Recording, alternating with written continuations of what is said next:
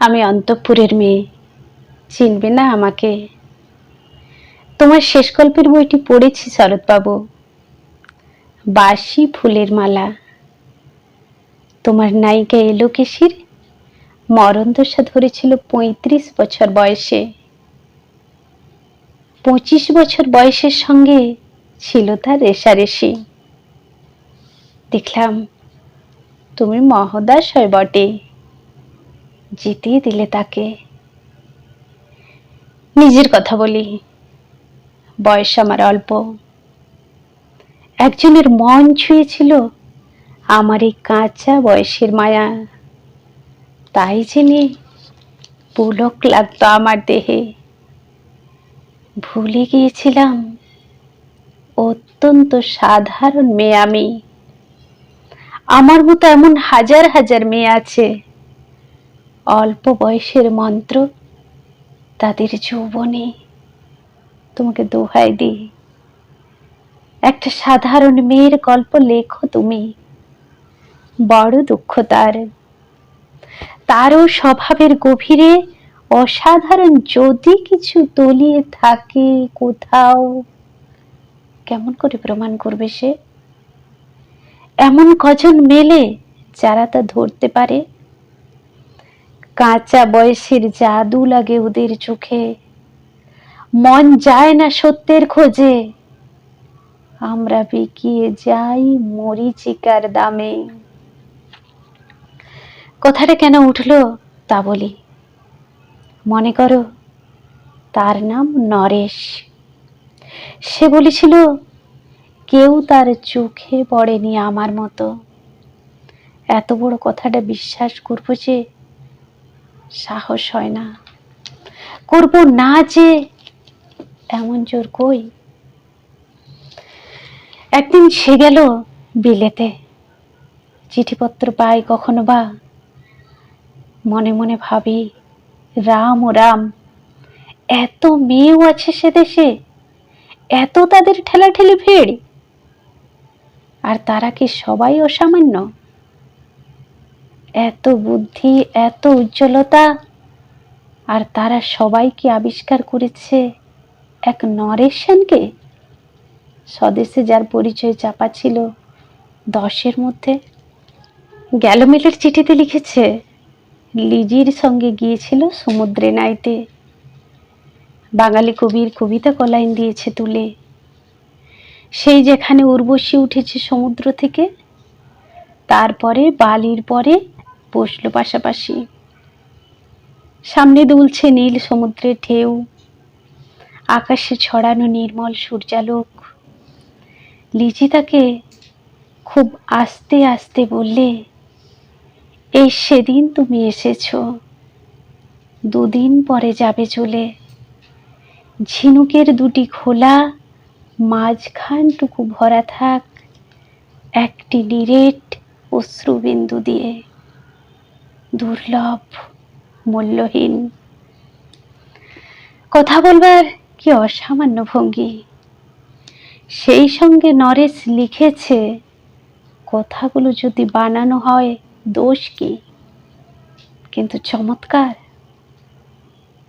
হিরে বসানো সোনার ফুল কি সত্যি, তবু কি সত্যি নয়?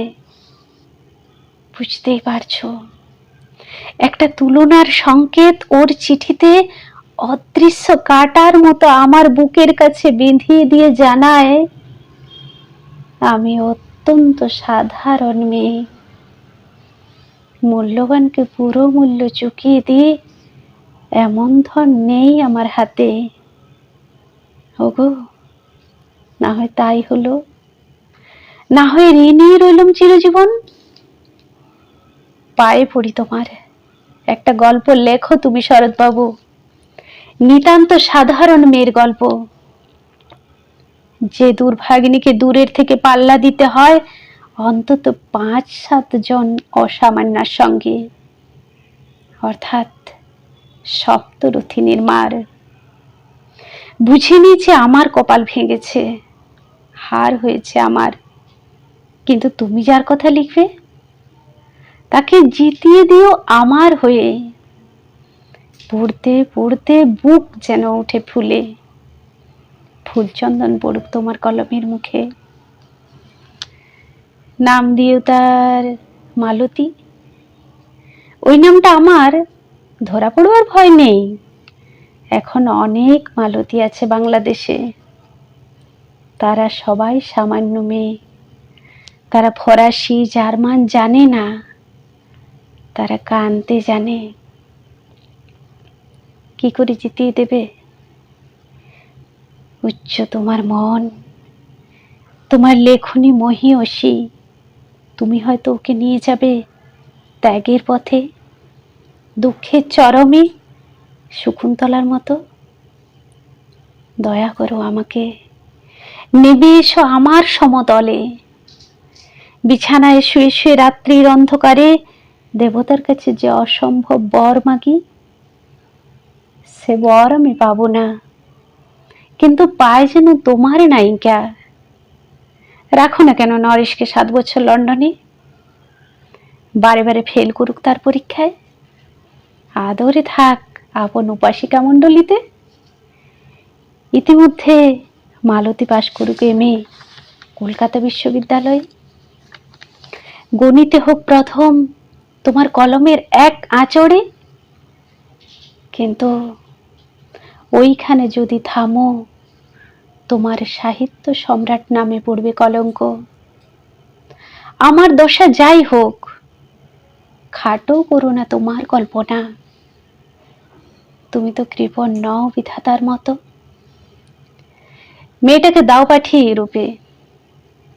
সেখানে যারা জ্ঞানী, যারা বিদ্বান, যারা বীর, যারা কবি, যারা শিল্পী, যারা রাজা, দল বেঁধে আসুক ওর চারদিকে।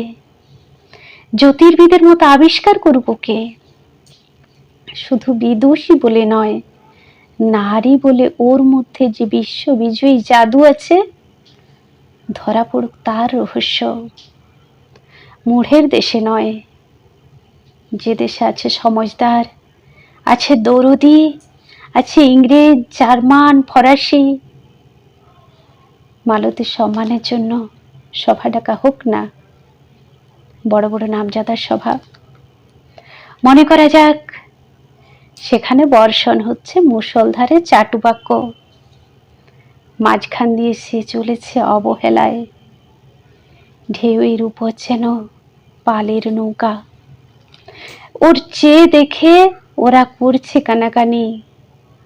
সবাই বলছে ভারতবর্ষে সজল মেঘ আর উজ্জ্বল রৌদ্র মিলেছে ওর মোহিনী দৃষ্টিতে।